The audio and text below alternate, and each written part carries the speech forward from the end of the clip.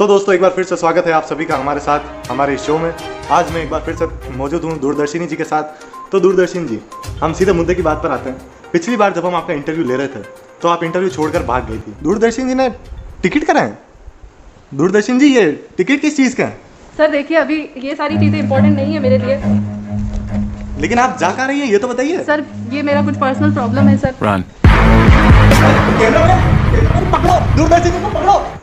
तो उसके पीछे का क्या सच है, क्या कारण था कि आप अचानक से ऐसे उठकर भाग गए? क्योंकि काफ़ी लोगों का कहना था कि दूरदर्शन जी अब सच से भाग रही हैं। तो इसका जवाब आप दें। सर मैं भागी नहीं थी, मैं उन जनों में से हूँ जो भागने वालों में से नहीं है।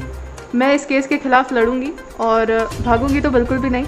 और उसका कुछ पर्सनल रीज़न था, वो मैं यहाँ मीडिया के सामने सभी के साथ शेयर नहीं करना चाहती।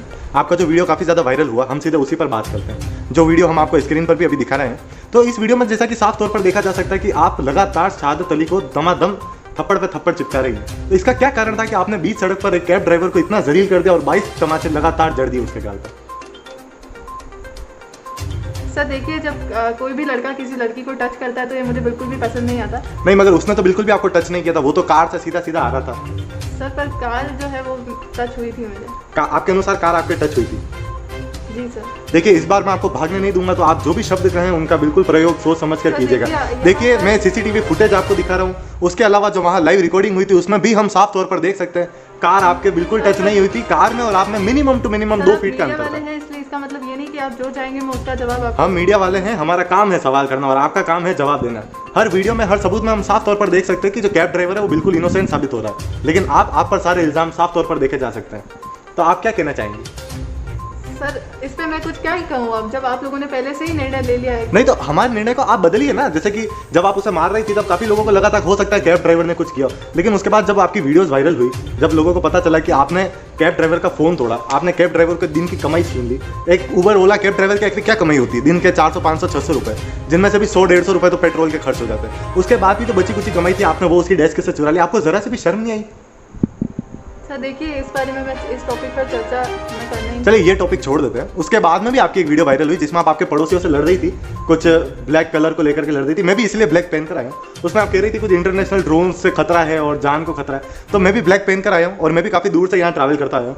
मुझ पर न किसी इंटरनेशनल ड्रोन का हमला हुआ, कुछ भी नहीं हुआ और मैं बिल्कुल सेफ हूँ। और आप जो ब्लैक कलर का जो कहती रहती है सबको, आपने खुद मास्क ब्लैक पहना हुआ है, आपकी पैंट हम देखें तो ब्लैक है, आपका चश्मा आपने ब्लैक फ्रेम में बनवाया हुआ है। तो आप जब दूसरों की गलतियां निकालते हो उससे पहले खुद के अंदर तो देख लीजिए मैडम। सर देखिए, वो पूरी कॉलोनी वालों को खतरा था, इसलिए मैंने कहा। नहीं, तो कॉलोनी वालों को तो आपसे खतरा है, क्योंकि हम कॉलोनी वालों से, जैसे कि हमने आपके आस पड़ोस में भी बात करी, तो उनका भी यही कहना था कि आप रास्ते चलते सबसे भिड़ती रहती हैं। हर दूसरे दिन आप किसी को धक्का दे देती हैं, किसी को थप्पड़ मार देती है। तो इसका कारण क्या है? आप मतलब सिर्फ ये कुछ सस्ती पॉपुलैरिटी और लाइक्स वगैरह पाने के लिए, या कुछ बिग बॉस वगैरह का आपको टिकट चाहिए? किसी आपका मेन उद्देश्य क्या है? सर आप कहना क्या चाहते हैं? आपको जरा से भी शर्म नहीं आई जब आपने मतलब उस कैब ड्राइवर को इतना जलील कर दिया बीच सड़क पे आपने उसको इतने थप्पड़ मार दिए? उसके बाद आप कॉलोनी वालों को कह रही है कि ब्लैक गेट से एंटी ब्लैक कराओ। मैं आपको बता दूं, इंडिया में ऑलमोस्ट, मैंने तो जितने भी घर देखे, मोस्ट टू मोस्ट सबके घरों में फाटक वगैरह जो होती है, जो हमारा आउट गेट होता है, वो ब्लैक कलर का ही होता है। तो क्या आप चाहती है सब चेंज कर दे कलर? जवाब दीजिए दूरदर्शन जी, ऐसे चुप बैठने से कुछ नहीं होगा। जी सर, सबको बदल लेना चाहिए। तो शुरुआत तो आपको करनी चाहिए। मैं अभी आपके घर में एंटर हुआ हूँ, वो खुद ब्लैक गेट है। देखिए, ऐसे चुप बैठ जाने से कुछ नहीं होगा। आपका हर बार का यही है, या तो आप गुस्सा करने लग जाती है या फिर आप ऐसे चुप बैठ जाएंगे। इस बार तो मैं गुस्सा कर ही नहीं रही हूँ, मैं केवल इतना कह रही हूँ कि नहीं, गुस्सा आपने पिछली बार किया, तो इस बार मैंने अपना रूप दिखा दिया है आपको। तो आप सीधा सीधा सा जवाब दे दीजिए मुझे कि आपको क्या 1% भी शर्म है जो आपने उस कैब ड्राइवर के साथ किया उस केस के रिगार्डिंग? सर देखिए, अब ये मामला जो है जितना जल्दी खत्म हो सके मैं ये चाहूँगी। नहीं, जितना जल्दी खत्म हो सके, मगर किस सेंस में खत्म हो सके? पुलिस की जांच वगैरह तो चल रही है और पुलिस ने आपके खिलाफ केस वगैरह भी फाइल हो चुका है, चार्जशीट आपके नाम पर निकल चुकी है। और कैरियर के मामले में देखा तो वो तो कैब ड्राइवर, वो कल को वापस कैब चलाने लग जाएगा, उसका काम तो चल जाएगा। लेकिन आप एक कॉलेज में प्रोफेसर हैं, तो आपको तो एक अपनी डिग्निटी मेंटेन रखनी चाहिए थी। आप पढ़ी लिखी हैं, आप कॉलेज में पढ़ाती हैं, आपके स्टूडेंट्स हैं, तो आपको थोड़ा तो सोचना चाहिए था कल को अगर ऐसा कुछ हो रहा है। और उल्टा आपका एक वीडियो वायरल हो गया, आपने दोबारा कॉलोनी वालों के साथ एक और वीडियो ऐसा वायरल कर दिया जिसमें आप गुस्सा कर रही है। थोड़ा तो सोचती है आपकी, अगर कल को ये वीडियो वायरल हो गए और ऐसा कुछ हो गया तो मेरी क्या रेस्पेक्ट रह जाएगी? और एज ए टीचर तो मैं तो चाहूँगा गुस्सा करना ही नहीं चाहिए। गुरु को लोग भगवान मानते हैं और जब भगवान ही ऐसे बीच सड़क पर ऐसे सीन करे तो काफ़ी शर्मनाक सीन हो जाता है। देखिए, आप फिर से चुप हो गई। सर मैं कुछ बोलना ही नहीं चाहती हूँ। देखिए, बोलना तो आपको पड़ेगा, हम मीडिया से हैं, हमारा काम है सवाल करना, आपका काम है जवाब देना। शहादत अली से हमने जितने सवाल किए उन्होंने सभी के जवाब बिल्कुल निष्पक्ष तरीके से और एकदम आराम से उन्होंने हर बात का जवाब दे दिया, क्योंकि देखिए जो सच कह रहा होता है उसे किसी बात का डर नहीं होता। अब आप जैसे कि कह रही थी कि कैब ड्राइवर ने ये कर दिया, कैब ड्राइवर 100 लोगों के साथ आया, तो मेरे को भी अगर कोई रास्ता चलता कोई मुझे कॉलर भी पकड़ ले तो मैं सीधा पुलिस के पास जाऊंगा। आपने कभी कंप्लेन करना जरूरी नहीं समझा? सर कंप्लेन कोई सुनने वाला ही नहीं था तो। ऐसा कैसे नहीं था कोई सुनने वाला?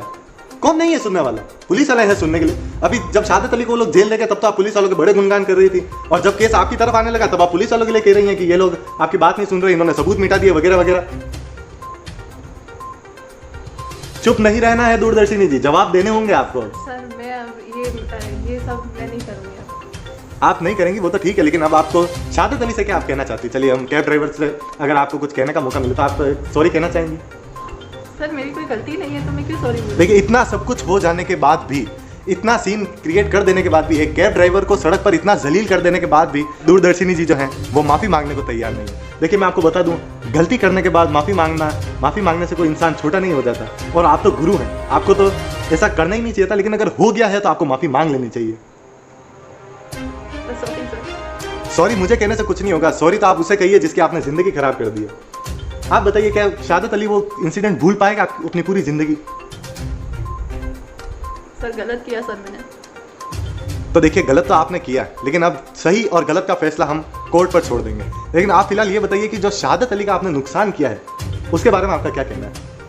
सर नुकसान तो मेरा भी हुआ है ना। क्या नुकसान हुआ आप जरा बताइए, आपका क्या नुकसान हुआ है? सर मेरी बहुत सारी इंजरीज आई है। हाँ कहाँ है ये इंजरी जरा बताइए। सर हाथ में और। हाँ हाथ में इंजरी आई, आपके अनुसार आपका हाथ टूट चुका है। 100 लोग अगर किसी को मिलकर मारते हैं ना तो मैडम केवल ये छोटे मोटे चोट 2 दिन में ठीक हो जाना है। आपके हाथ पे प्लास्टर भी नहीं है, और आपके अनुसार आपको 6 दिन पहले 100 लोगों ने मिलकर मारा है। आपके हाथ पर कहीं ब्रूस मार्क्स नहीं है, कहीं ऐसे वो खरोट वगैरह के मार्क नहीं, खरोच के निशान नहीं है, कहीं आपकी हड्डी वगैरह में फ्रैक्चर नहीं है। कैसे मान लिया जाए कि आपको चोट लगी है? Sorry sir. देखिए अब आंसू बहाने से कुछ नहीं होगा। आंसू तो आपने जिसकी ज़िंदगी में डाल दिए हैं, आप उससे माफ़ी मांगिए तो ज़्यादा सही होगा। चलिए अब सही गलत का फैसला तो कोर्ट ही करेगा। उम्मीद है कि शहादत अली को भी न्याय मिलेगा, और ये जो मामला है इसकी जांच निष्पक्ष तरीके से होगी, और जो सही है, जो भी सही है, जिसने सही किया है उसे न्याय मिलेगा।